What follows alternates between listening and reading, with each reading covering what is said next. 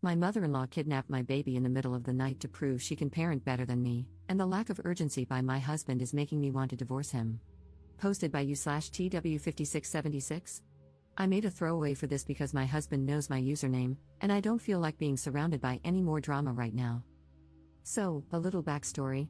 My husband is an only child, and his mom has always been very involved. We got along somewhat, but she always sort of crossed some lines. She has a key to our house for emergency purposes only because she lives 4 blocks away. I had our daughter 4 weeks ago. She has been over at least 3 days every week since I had her. She's always telling me what I'm doing wrong and how she'd do things differently. The baby is up every 2 hours at night, and she insists she'd sleep through the night if she could stay at grandma's. I told her I'm not comfortable sending a breastfed baby away overnight at just 4 weeks. This past week, she kept pushing the issue no matter how many times I said no. Last night, we put the baby in her crib. We stopped room sharing because the baby was so loud I couldn't get any sleep whatsoever, so my husband has been getting her when it's time for her to feed. My husband fell asleep early, and I dozed off. I woke up 4 hours later and started to panic because she hadn't made any noise. I was sure she had died of SIDS. I went into her room, and she was gone. I froze and started screaming her name around the house like she would somehow pop out, as if it were all a joke. My husband woke up in a panic and just screamed, "What's going on?" over and over. I ran to my phone to call 911 and saw a picture message from my mother-in-law of my sleeping baby in her arms with the caption, "Sleepover at Gam Gam's." I was immediately enraged. I screamed so hard I almost vomited. I called her and saw red. I told her I was coming to get the baby and that she would never see her again, and to never contact our family again. My husband decided it was best if he went to get her. When he came back, he said his mother had let herself in to give us a break, that she was sure we'd hear the text, and she thought we would be thanking her for a night's sleep. I do not give a flying F. I hate her. I cannot forgive her for this. My husband thinks I need to calm down, that we just need to get our key back. His lack of urgency about the situation makes me want to divorce him. We have never had any issues before this, but this feels like a deal breaker to me.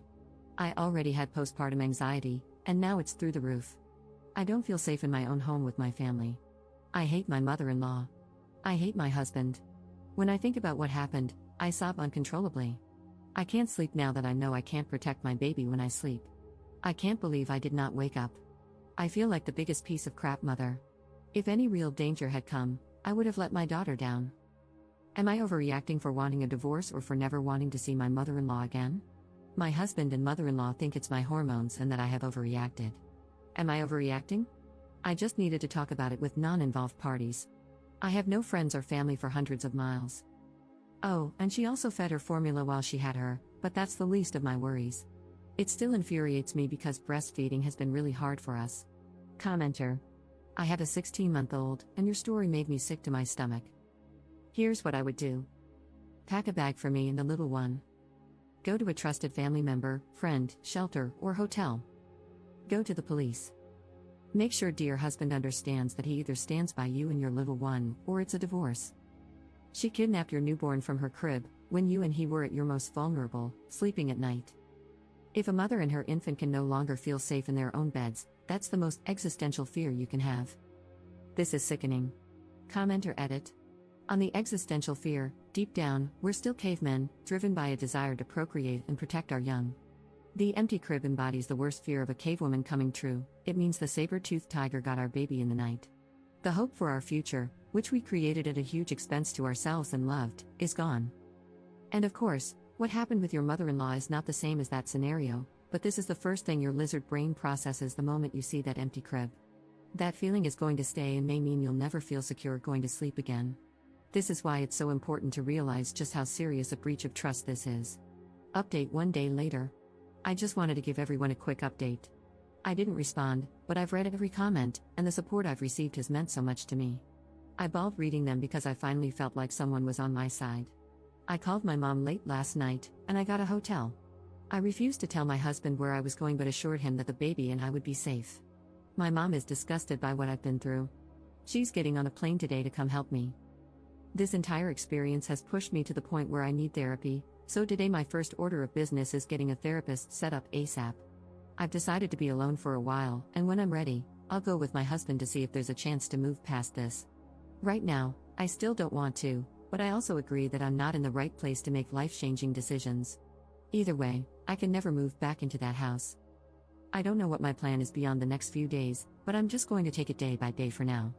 As for my mother-in-law, I'm going to the police today to find out how to get a restraining order. She and my husband keep saying, but she was safe. She was never in danger. I disagree. My mother-in-law is clearly not mentally capable of caring for a child. Who knows what else she would do because she feels she knows best. Thank you all so much. I can't tell you how much the support from some internet strangers has meant to me. Second update 2 weeks later. I want to thank everyone again who thought about me after my first post.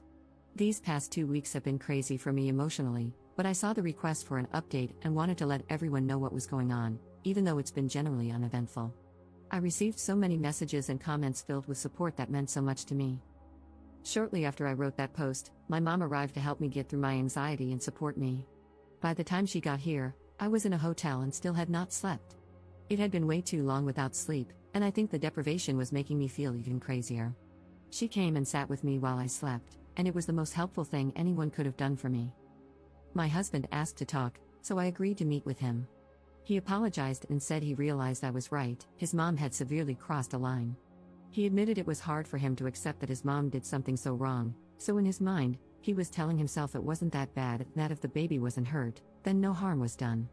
However, he wasn't considering the hurt it caused me and my sense of security. He told me he had changed the locks on the house and would support whatever I wanted to do regarding his mom. He said he was willing to cut off contact for a while but asked that I not press charges. We left it at that for the time being. I told him I'd think about what he said and keep in touch. Shortly after this happened, I received a lot of texts from his family, offering their support and apologizing for what happened. They assured me that no matter what, my baby and I are family and that we have their support. That meant so much to me. Having people finally back me up gave me some peace of mind. A few days after seeing my husband, we met up again. He brought me a letter from his mom. I considered just throwing it out, but I decided to read it. It was a very long-winded apology. She basically said that she feels sick about what she did.